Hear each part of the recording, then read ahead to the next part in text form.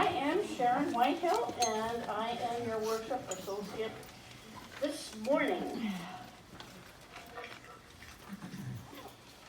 You're welcome here, no matter who you are, no matter where you come from, no matter your background. You are welcome here to join us as we proclaim worth in our spiritual journey. You are welcome to join us as we sing songs. Songs that uplift our very beings. You are welcome to join us in community as we learn, live, and love, and I would add, and eat together after the service. No matter what you call this building, this hour, or this gathering of people, we worship as one body, illuminated by the light of the chalice. It is good to gather together. And now we will have the prelude.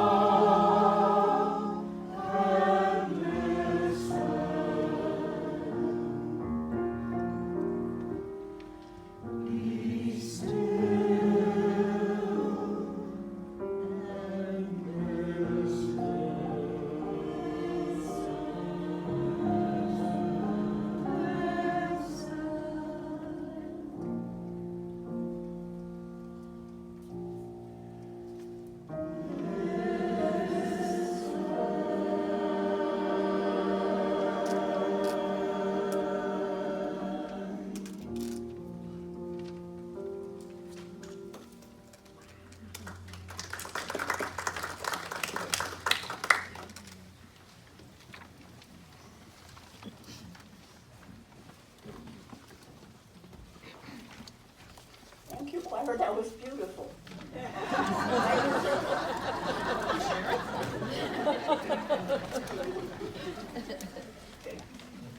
The opening words this morning are from the poet and feminist Adrienne Rich.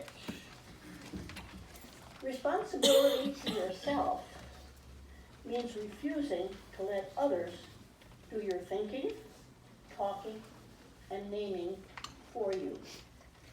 It means learning to respect and use your own brains and instincts, hence grappling with hard work.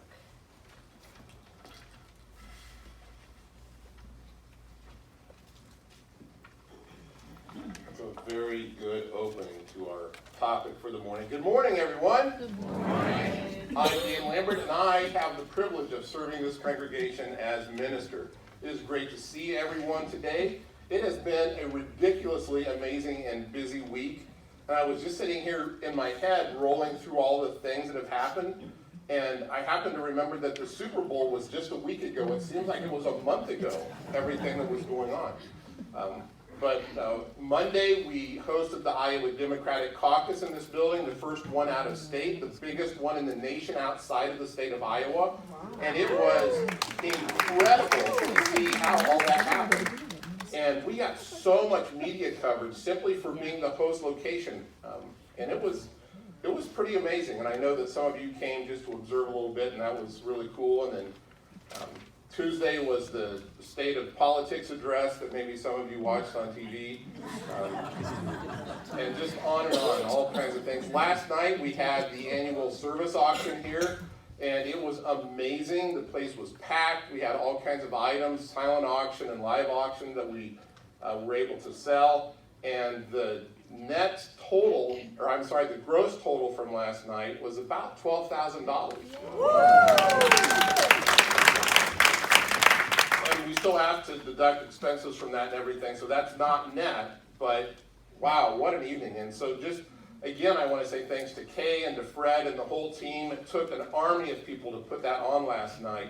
And, we still see some of the remnants, the tables there that I don't think we're actually auctioning off. They're supposed to go back someplace. And just trying to set the sanctuary back up for the service today is quite a bit of work. So I would like to say thank you on behalf of the congregation to everybody who was a part of that, and it was so much fun. And I got my Valentine's Day shopping done last night. Definitely a bonus there. As we come together this morning, we light the chalice, which is a ritual that unites Unitarian Universalists everywhere and calls us together here in this sacred space as we gather in community. The flame of the chalice is a symbol of so many of our values, including truth, knowledge, love, courage, sacrifice, passion, and the light of being in community together. Please join me in reciting the affirmation, which is printed in the order of service as we light the chalice, signifying our sacred gathering this morning. Love is the spirit of this fellowship, and service is its law. This is our aspiration, to dwell together in peace, to seek truth in love, and to help one another. Thank you. We'd like to say a special welcome to our visitors today. We always like to make sure that our first-time visitors know that this is a welcome space for you, no matter who you are, no matter where you come from, no matter what your circumstances are in life. This is a welcome space, and we embrace you as you join us today. We always give visitors an opportunity to stand and introduce themselves if you choose to. It gives us a chance to get to know who you are, to put a name with a face. So if this is your first time here, and if you don't mind, we invite you to stand, say your name, where you're from, and why you decided to join us today. Tom has a microphone in the back that he'll bring around so that we can all hear you. So is there anybody that would like to say hi to us and introduce yourself this morning?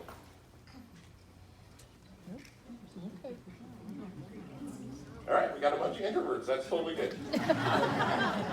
For those of you who are new, we would like for you to know that after the service, we do have a social time, which is in our social hall in the back. Please gather there and have some snacks, grab a cup of coffee or water. I think there's some leftover 7-Up and whatever from last night too. And this is a chance for us to get to know each other, to chat, for you to ask us questions about who we are, and just to find out more about our fellowship. In addition to that, those of you who are fairly new to the congregation, we do have a class at noon today here in the sanctuary that will last about an hour called New to UU. And during that time, we'll spend some time talking about the theology and history of Unitarian Universalism. We'll talk about who this congregation is and our history and how we're organized or disorganized, as the case may be. And then opportunities for you to begin to get involved if you'd like to in some of the things that are going on here. So we invite you to be a part of that. It's time to sing. Our first hymn this morning comes out of the Teal hymnal. It's number 1064. And if you're a longtime UU, this is going to be one of your favorites. It's called Blue Boat Home. So we invite you to stand in body and or spirit as we sing together 1064, Blue Boat Home.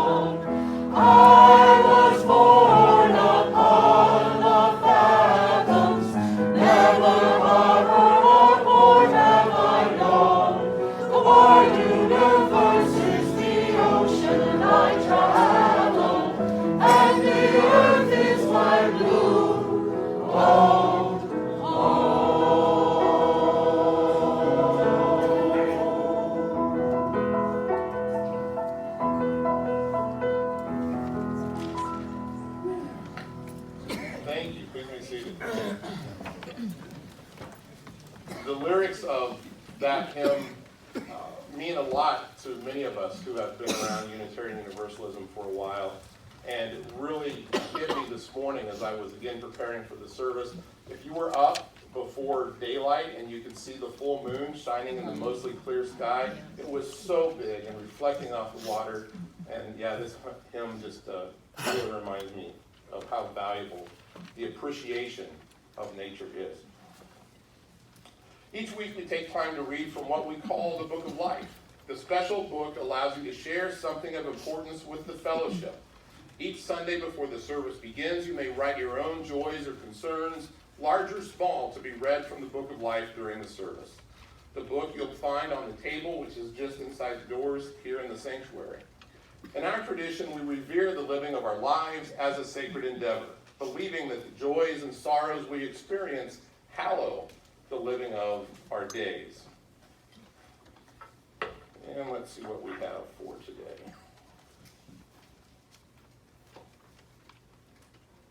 go, February 9th. It's time to celebrate Charles Darwin's birthday. This week, I think that celebration has evolved over the years.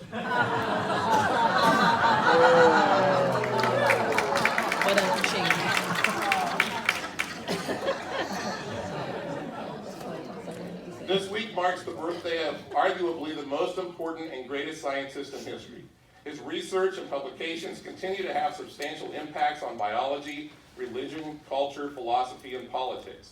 His core ideas have been supported by mountains of evidence from genetics, embryology, geology, and paleontology, and each year more data and theories are developed that help us understand life on this planet.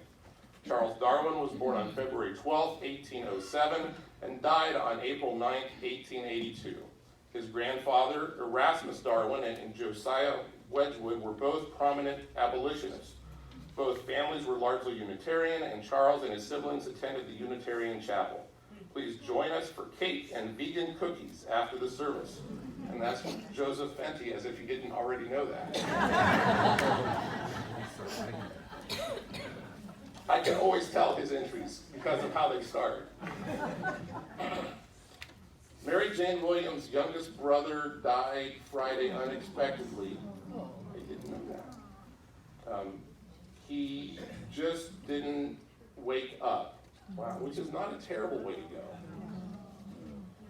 Those who know her know that she's lost another brother under identical circumstances almost 3 years ago to the day. They were both 62 years old at the time. She does appreciate your thoughts and prayers, and that's from Miles. It is with great attitude to all who helped make last night's auction a success, and that note is from Kay. And we could go on and on and on and on about the auction again last night and the time and effort that went into it. I know that there's a lot more joys, a lot more concerns, a lot more interests, a lot of burdens on your shoulders, and a lot of happiness to share. At this time, we invite you to enter into a time of silence so that you can meditate on these things, so that you can begin to share those and lift those burdens from your shoulders, and share the wonderful, fun, joyous laughter as well as we did last night. Both of those are important to do. So we'll have a minute of silence, and then after a minute, when you begin to hear the music play again, you are invited to come forward to the table that you'll find here on my right. And on this table, you'll find some stones and marbles, and then there's a bowl with some water in it. We invite you to take a stone, meditate for a moment, and then drop that in the bowl of water as a significant way to share your burdens, to share your joys with the universe in whatever way you'd like. So let's have a moment of silence, and then when you hear the music, everyone's invited to come and share.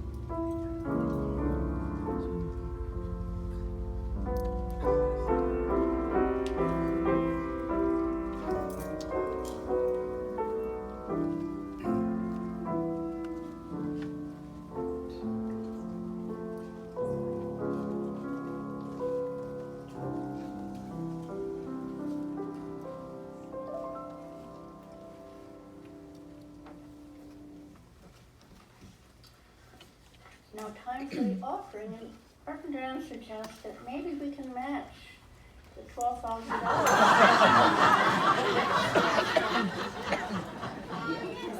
That'd be a wonderful thing. Today is the second Tuesday of the month, and as usual, second Sunday of the month. What am I doing on Tuesday? It's the second Sunday of the month, and as usual on the second Sunday of the month, we have a second helping. Today, it is for the Harry Chapin group, and Herb will be telling you about that in a moment. But first, let me just say,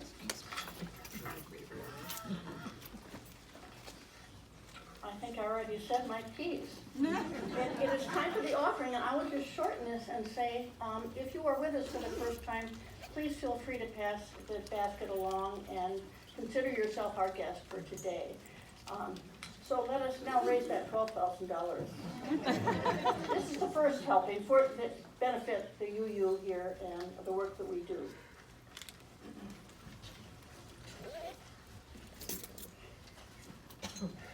Morning. I have 5 pages of notes.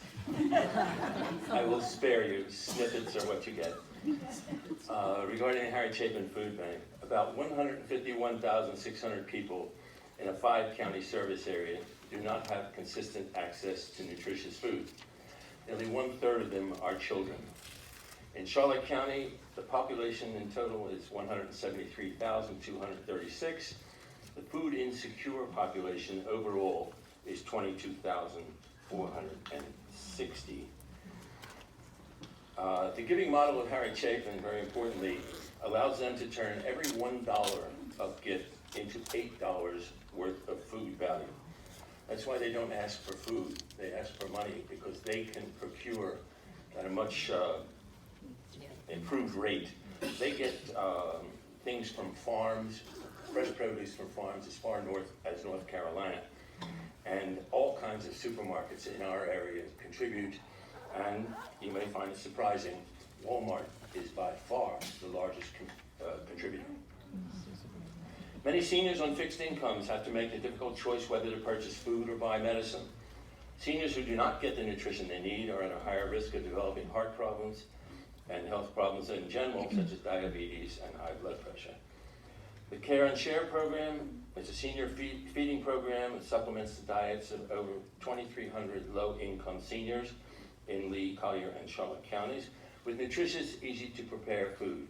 Eligible seniors aged 60 and over receive kits containing canned fruits and vegetables, canned protein, grains, cereal, and other food each month. When possible, they are also provided produce, frozen meat, dairy, bread, and deli items with these kits. Very importantly, and some of you have seen this, many of the people that are served do not have access to grocery stores or partner agencies due to the location or lack of transportation. They distribute food directly to children and low-income families living, working, and going to school in these underserved communities through Harry Chapin's mobile pantry program called Fulfill. Every day of the week, Monday through Friday it is, the mobile pantry truck rolls into a community park, church, or school parking lot, and it has come in Punta Gorda here once a month, or some other site that's accessible to a majority of people. The truck doors open, the driver and volunteers arrange an array of fresh produce, canned and dried goods, frozen protein, meat, bread, and grains on tables for a line of waiting clients. And I think it's just important to note that what they put out is not second-class food. All the vegetables, all the fruit, everything they put out is first class, and that's the way they treat the people who are in need. So I ask you to treat them as you can. Thank you.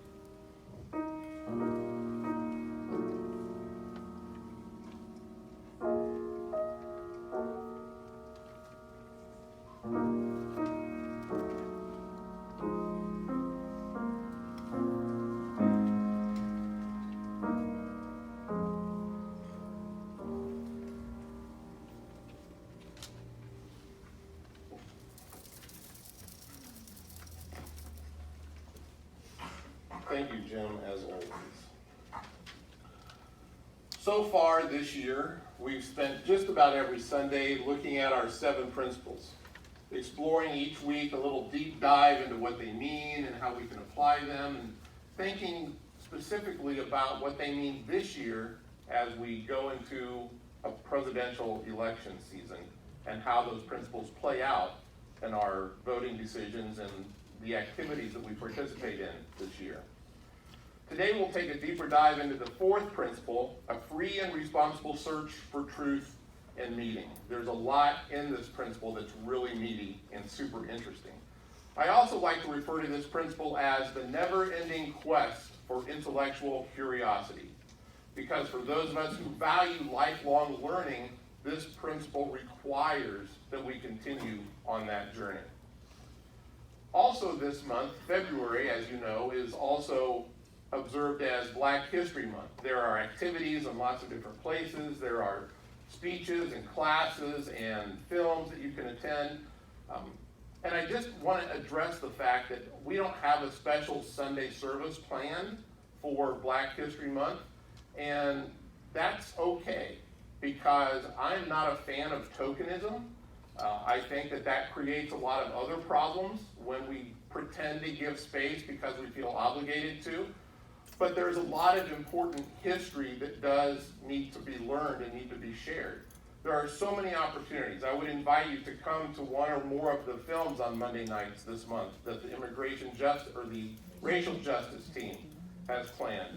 Certainly racial monologues is a very important thing that you can attend. There are all kinds of lectures and other opportunities. I think James is probably doing 4,000 speeches this month somewhere. He's probably sleeping less than CPAs during tax season. And I see those on the internet and on Facebook, those opportunities all the time.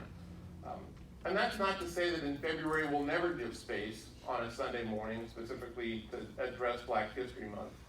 But going through the principles in this, my first year with this congregation, I felt was important. So I'm not ignoring it. I'm not pretending that it doesn't exist. We simply have a lot of space for Black History Month. And just one other thing I'd like to point out is that the origins of Black History Month is not for white people to learn about Black history. The origin of Black History Month was for Black children to have a way to learn about the history of the people who look like them, to learn about the names and the places and the events that shaped Black history throughout history, but to learn about the events that they were not learning about in their public school history books because they're simply ignored and not there. So Black History Month is not about you. It's a way to learn. And so I would encourage and challenge you to take the many opportunities we have to learn about the truths that are available to us during Black History Month. How many times have you heard someone say this about Unitarian Universalism? That's the religion where you can believe anything you want. It's the religion where you can believe anything you want. That is absolutely not true. That is not who we are. That is not what we are about. It is a misunderstanding and a misrepresentation of our theology and what we do day in, day out, week in and week out. And it is absolutely not true if you adhere to this principle about a free and responsible search for truth and meaning. I will say, however, you should always believe what your UU minister says.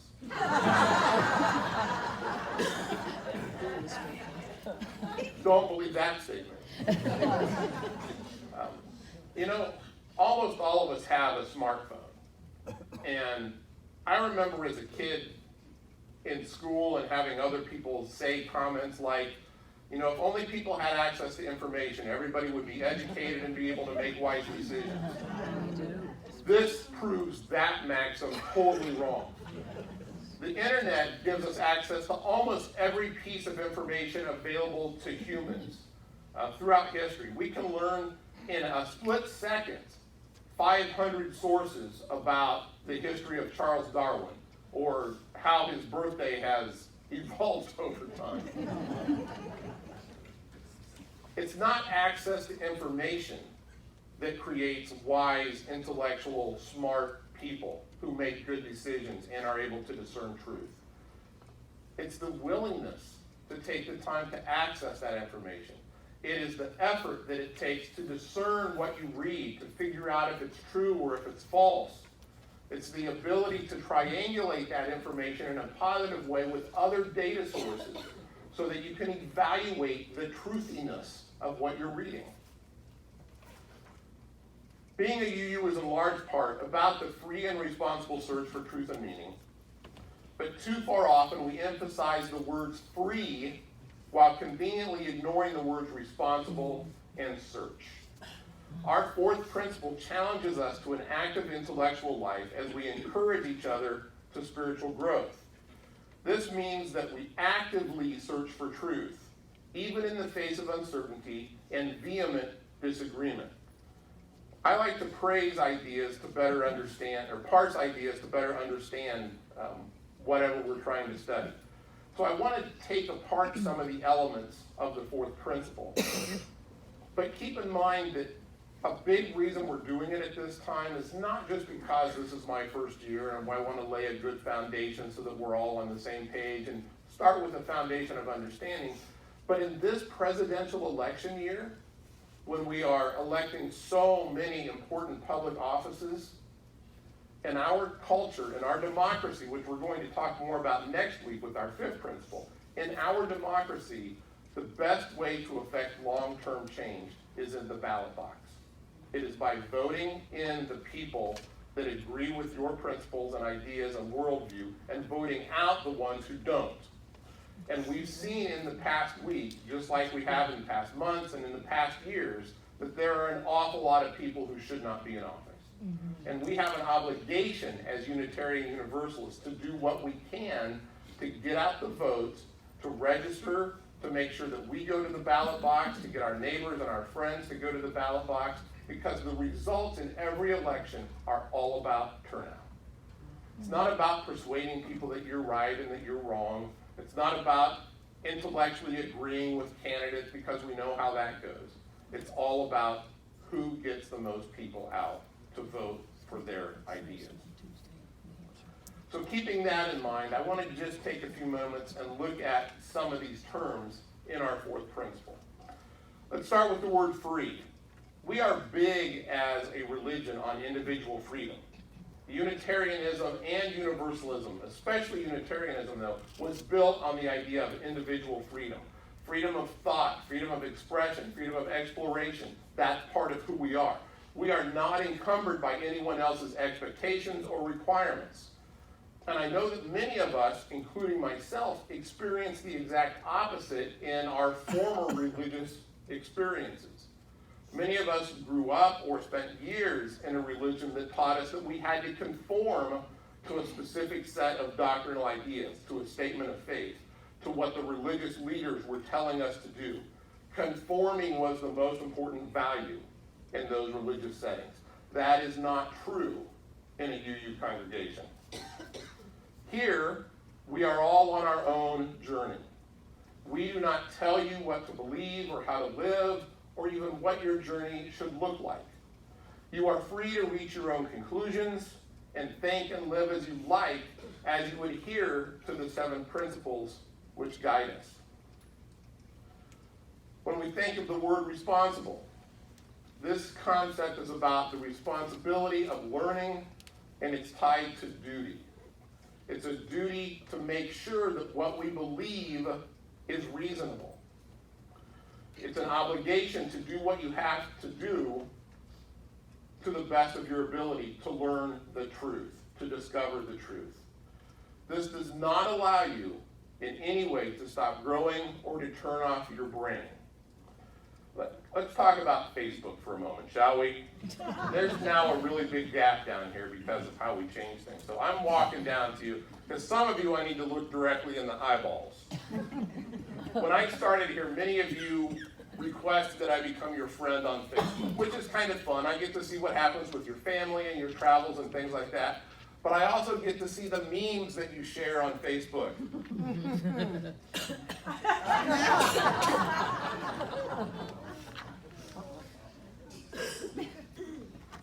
because a friend of yours posted on Facebook doesn't make it true, especially when it comes to sharing quotes, to sharing data, to sharing information. Friends, you all have brains. We are an intelligent group of people. Before you share something on Facebook or email or in any social media context, even in conversation with your friends, please take 5 minutes to research it and make sure that it's true. It's just like Abraham Lincoln once said, the internet is not full of truth.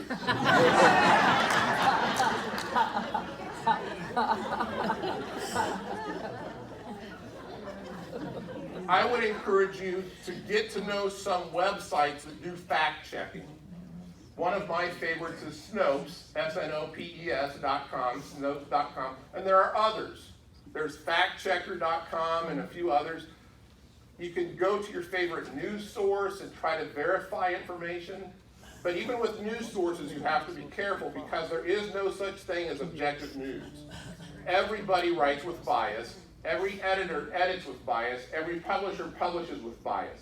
You need to understand what that bias is so that if you go to CNN or Fox News or ABCnews.com or the New York Times or whatever it might be, you understand the bias of those publishers. So you can take in the information knowing what their filter is. And once you understand their filter, then you can decide for yourself if what they're sharing is an idea or a truth that you want to share with others. Especially check quotes that you're sharing. I see it from many of you, and there are a couple of you that I'm going to start calling out on Facebook.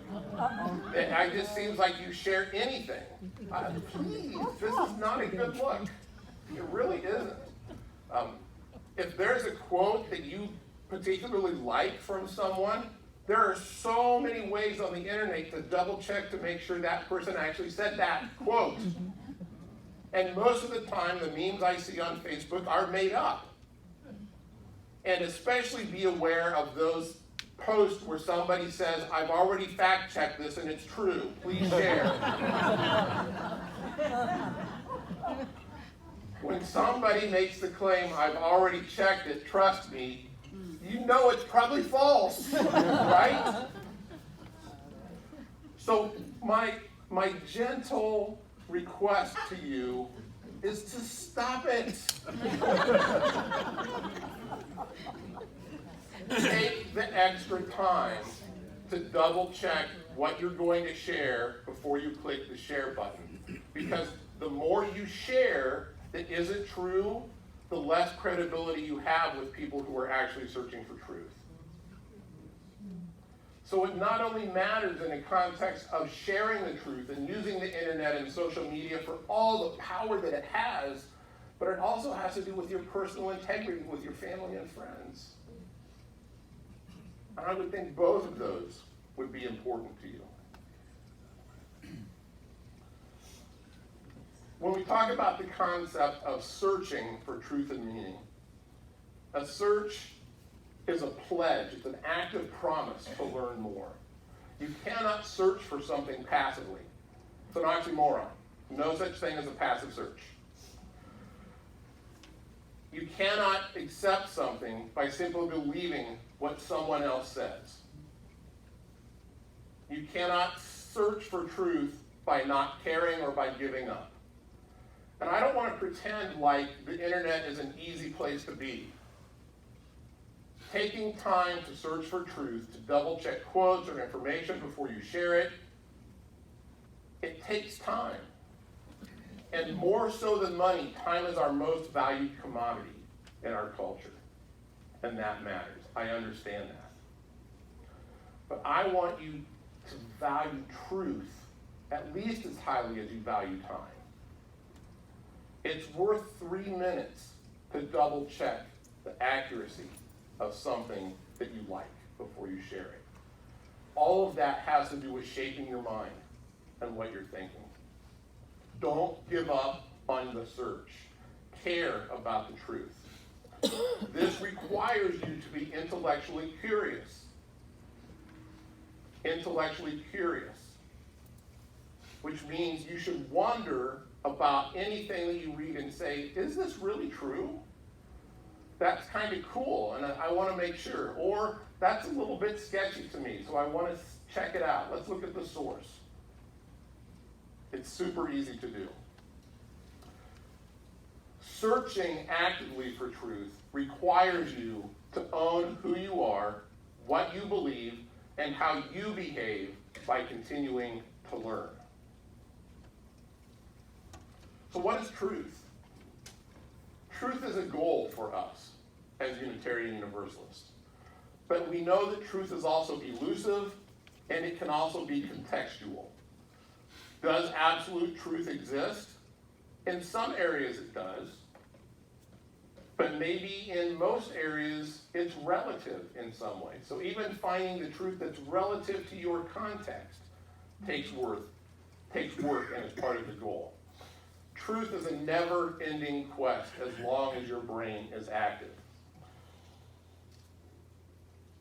The internet proves that not access to information, as I said, is all that matters. It's what we do with that information. There are a lot of ways to fact-check things. We need to look for conspiracy theories. Last week on Sunday, we had a little presentation in here. It was really good, and then there was a guy who attended who was just here to cause trouble. And I was listening to what he was saying, and he was spouting conspiracy theories that have been debunked for 20 years. And we got to the point where we finally had to say, that's enough. In this place, we value truth too much to allow you to go on. And he was not happy with that. And there are some personalities that are more susceptible to conspiracy theories than others. And that's something that's important to understand. People who buy into conspiracy theories are not by nature necessarily wicked or evil or stupid. There's just something about the way their brains are wired that allows them to accept those conspiracy theories for a variety of reasons. Bias exists in all of us. All kinds of bias for all kinds of reasons. So while it's easy for us to judge somebody who may believe certain conspiracy theories about Muslims or about 9/11 or about all kinds of shootings and why these things happened and how they happened. I even read this week that the coronavirus, there's conspiracy theories that this is a government plant to try to do something about China and kill off enough Chinese people that they don't have economic power anymore.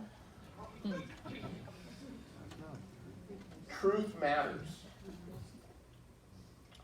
And then, of course, the last concept in this principle is that of meaning.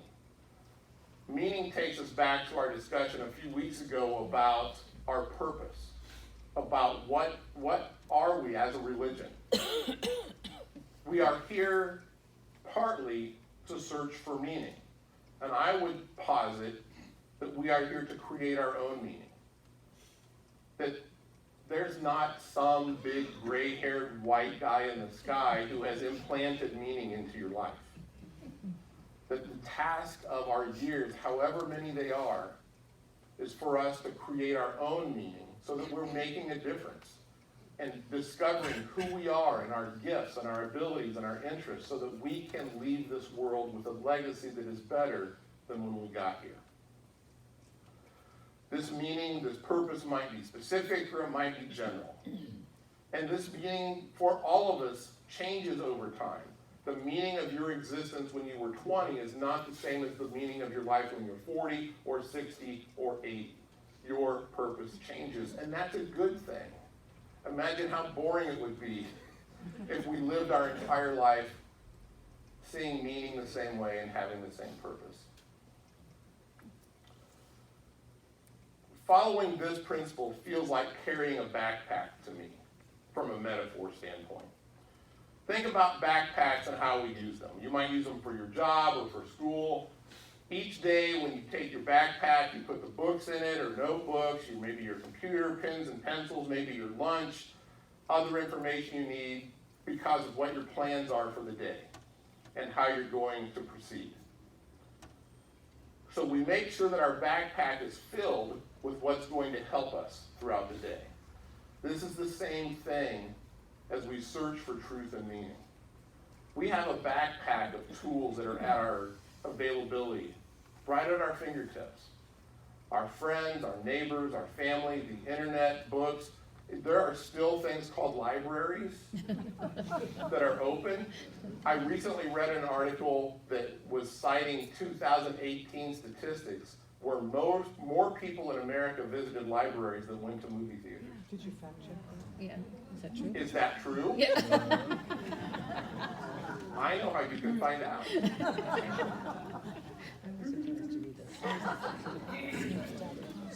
The fact is that our backpack can also only hold so much. It's not unlimited. You can't take all of your tools with you all of the time. You have to pick and choose what you need in your backpack depending upon the journey that you're taking, depending upon your destiny.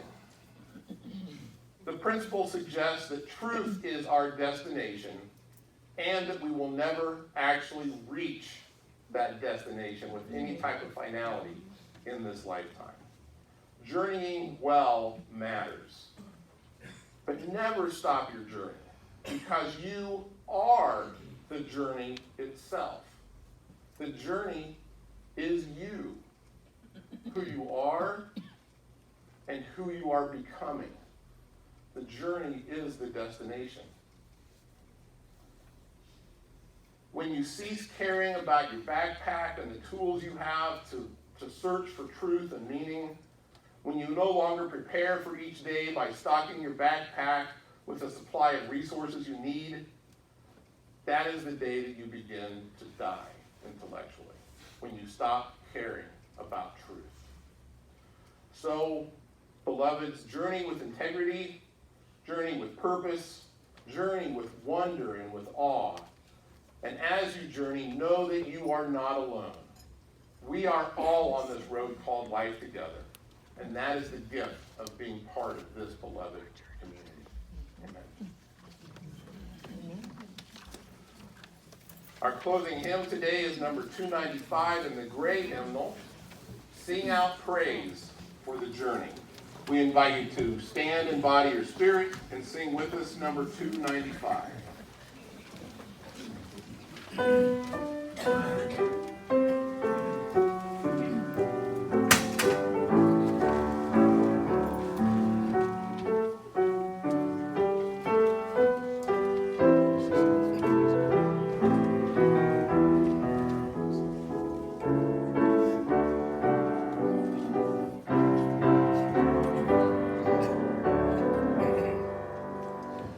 Sing our praises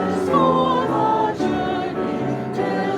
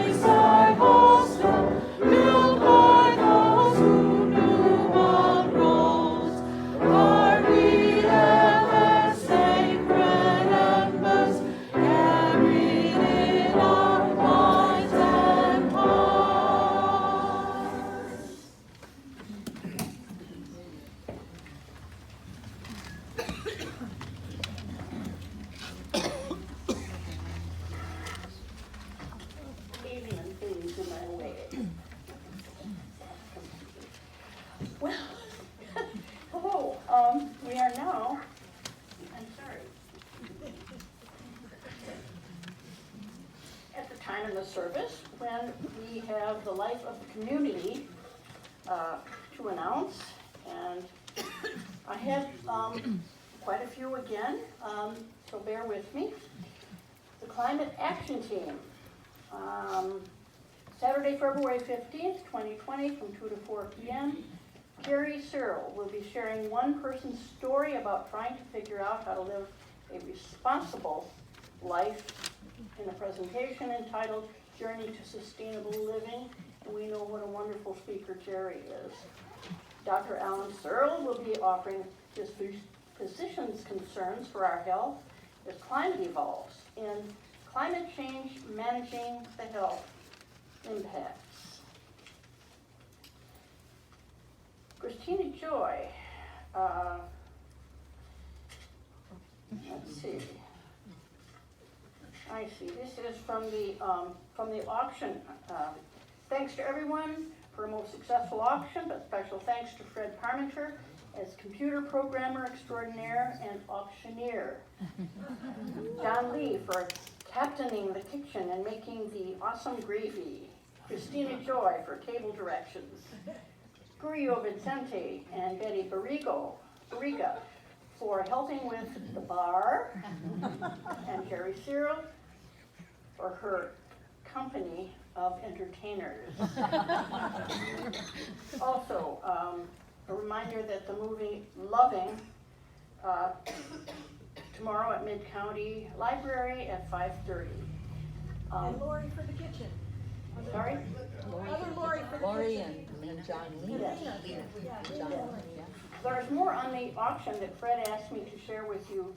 There are 13 items that remain that you can still win, and I'm going quickly to list them. Samara's Yoga Party, Dick and Joanne's Culinary Dinner celebrating Germany and Austria, Fred and Dorothy's Peace River Nature Cruise, Fred's Water Treatment Tour,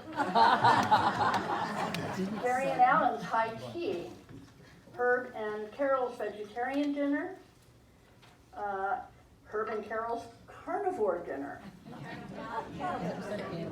Patrick Eaton's movie, Maurice, Howard and Sue Goldson's Afternoon at the Opera, Janice Fullman's help with planning a trip to France, and there are 2 silent items, a yellow agate necklace pendant, and a Samsung 32-inch TV.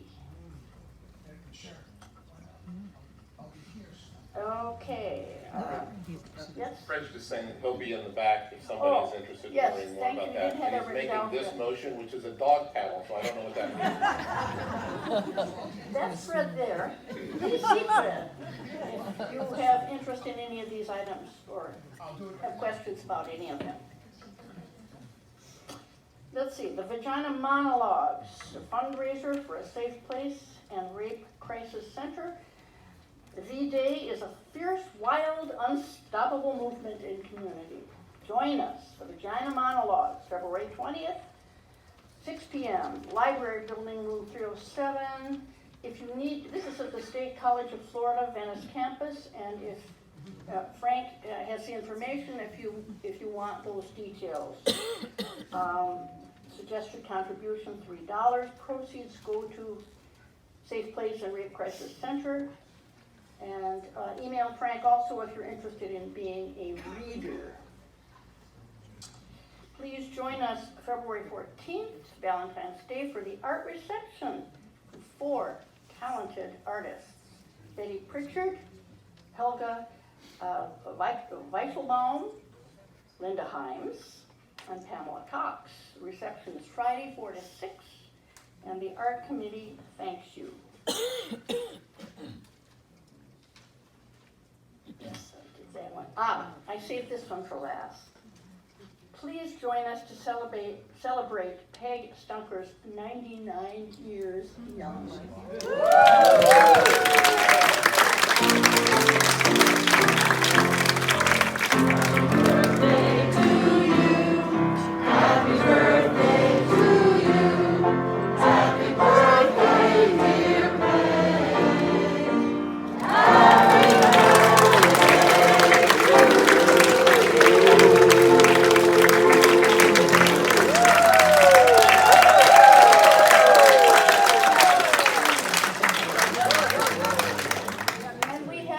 together for the mere child, Q Burgess, who is only 91 today.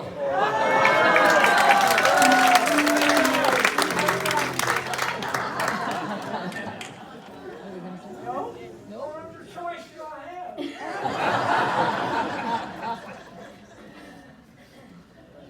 All right. Those are the announcements, or the Life of the Community messages, and we now will have the closing words. These are from a Polish writer and playwright, Witold Gombrowicz, or Gombrowicz. Listen, nitwit. What good will it do you to know whether I'm sincere or insincere? What does this have to do with whether or not my thoughts are right? I can utter a soaring truth insincerely. I can say the stupidest thing sincerely. Learn to judge the thought independently of who says it or how. And now we will extinguish the chalice.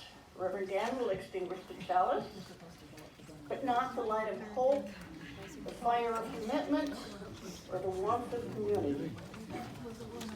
May these ideals shine in our lives and warm our hearts until we are together again. We will sing, the words are printed in your order of service.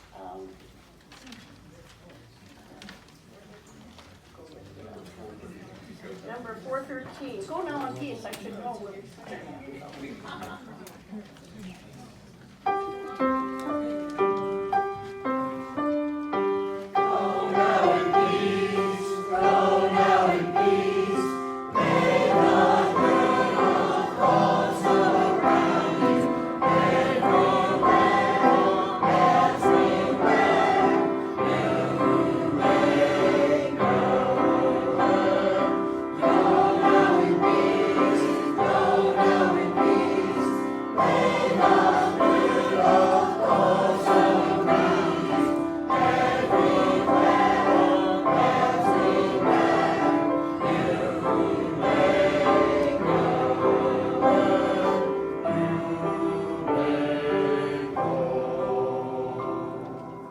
Thank you again for joining us together in this sacred space, in this sacred community.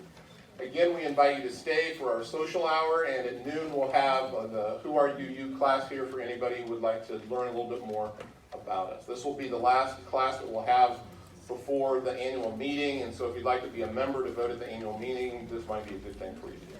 So, thank you all for being here, and as always, please be a blessing to everyone you meet. Bye-bye.